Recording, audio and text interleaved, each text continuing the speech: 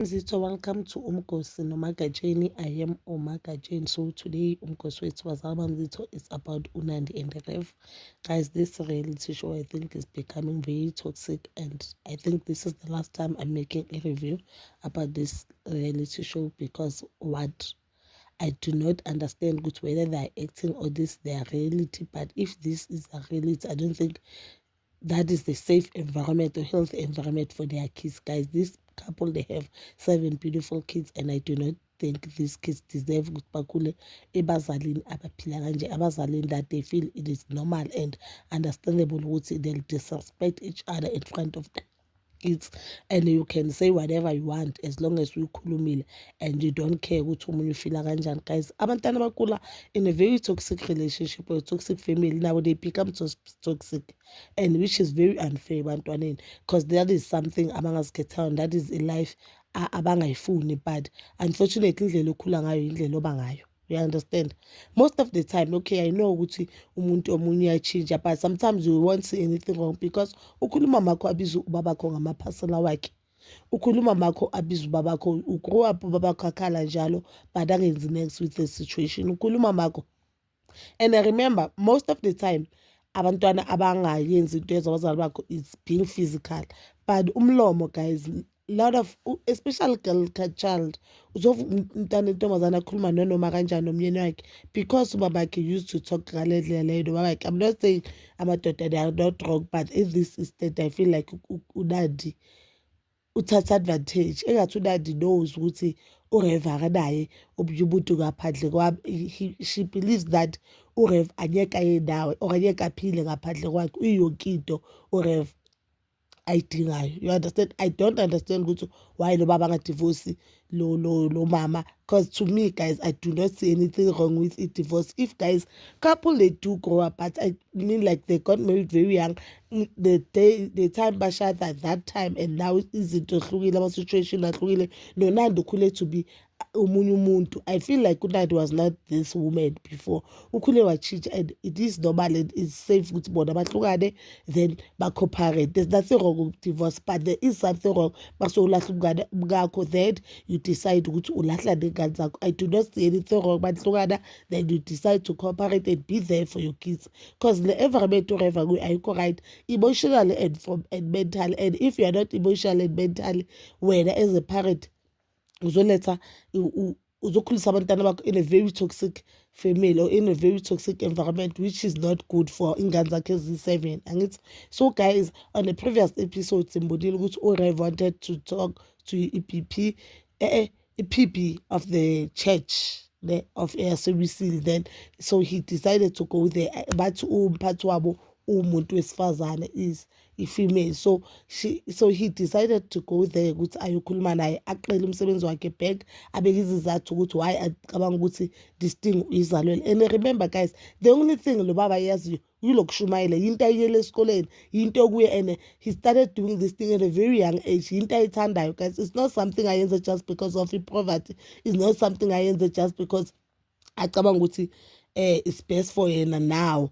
No, it's something ayithandayo, akhula ayithanda yena akhulele kuye. It will be very difficult vele ukuthi ayeke umsebenzi awuthanda. You understand? Ingakho you will get ama-celebrities or guys abantu entertainment industry who started very young ukuthi it's very difficult for them ukuthi mabaya university umuntu avela athi, you know what, I'm going to be a teacher, or you know what, I'm going to choose medicine. No, a lot of them they do media, they do it because it's something they loved and it's something abakhulele kuyo, which I truly understand guys. I do not wanna lie.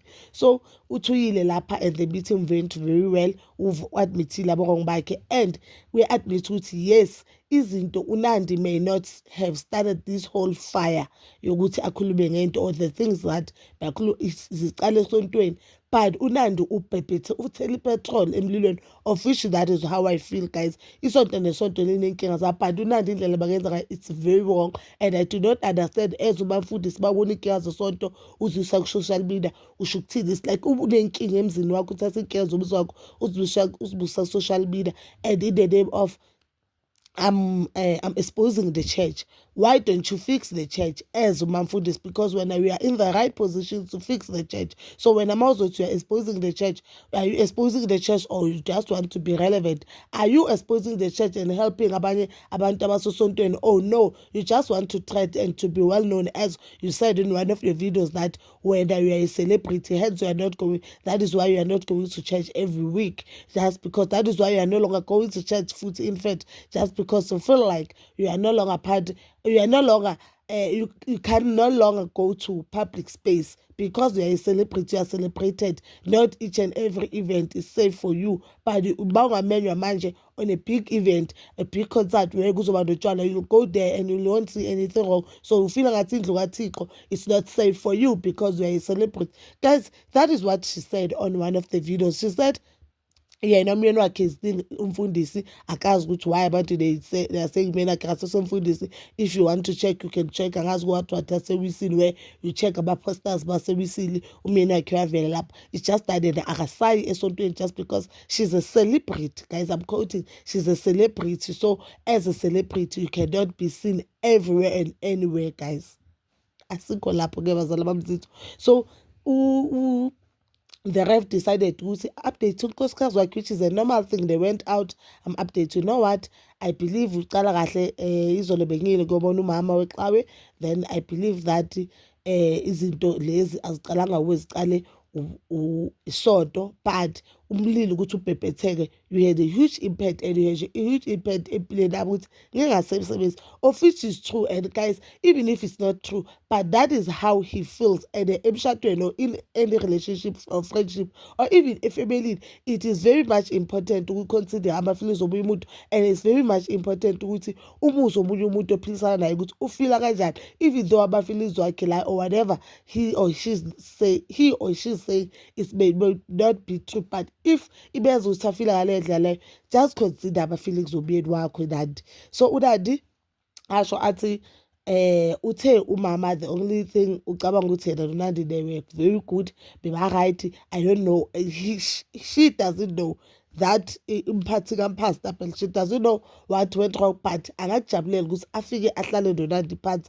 which I feel like is a good decision and good idea, because at least naye as uphathi wabafundisi she'll understand ukuthi where does uNandi is coming from, and she'll understand ukuthi why uNandi ayenze lezi zinto azenzayo, the reason behind uNandi akhuluma ngale ndlela akhuluma ngayo ngesonto. And I remember naye iphothesa isidima sesonto. I understand.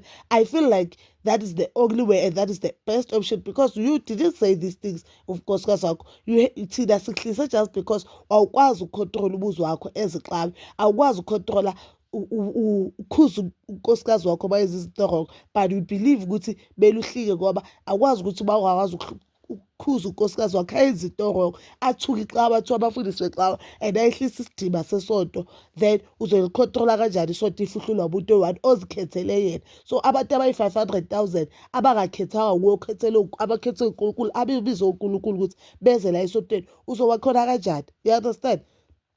Athi uNandi, I'm not gonna do that. I am not gonna do that.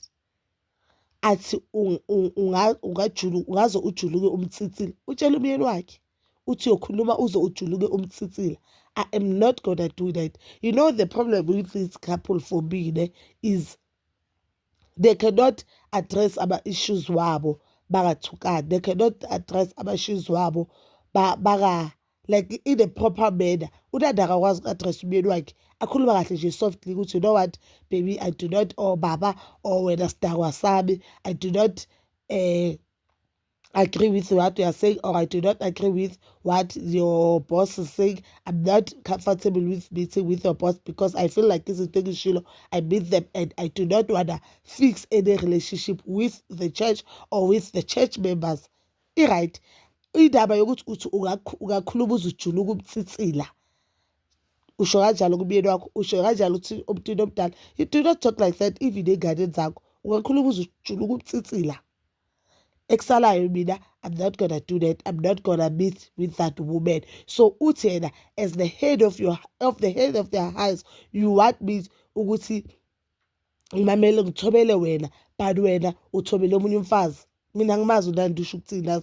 I really do not understand ukuthi usho ukuthini. If uNandi bangafuni indoda ethobela omunye umfazi, so bekumele athathe a-businessman, to be honest.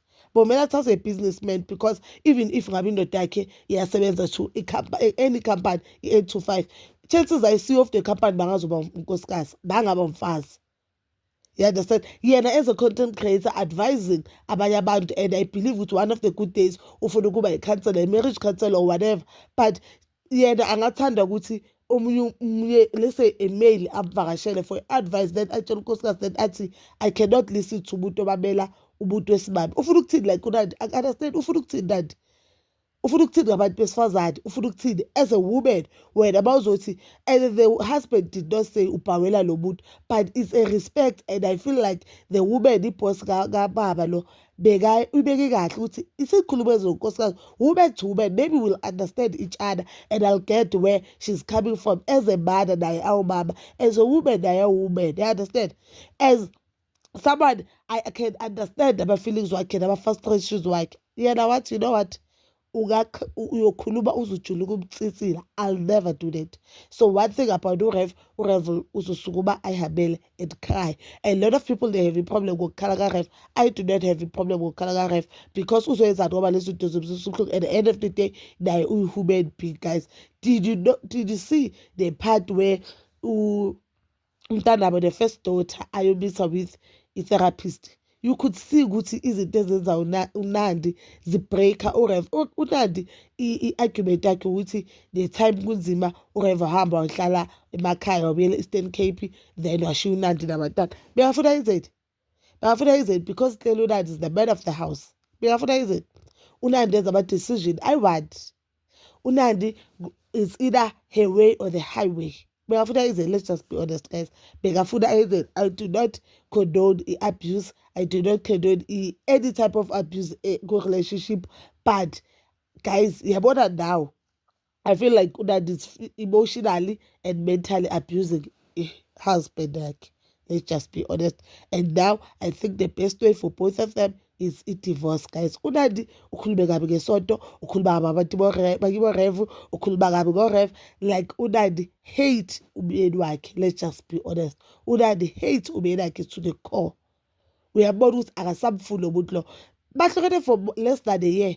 uNandi decided to move on and have i-tattoo yomunye umuntu emuva ebuqolo. Why would you do that? Because we know ukuthi bonke kuzenza kanjalo, uthi ulaye umuntu. Iba ufuna ukulaya umuntu bozofaka i-ring or another thing.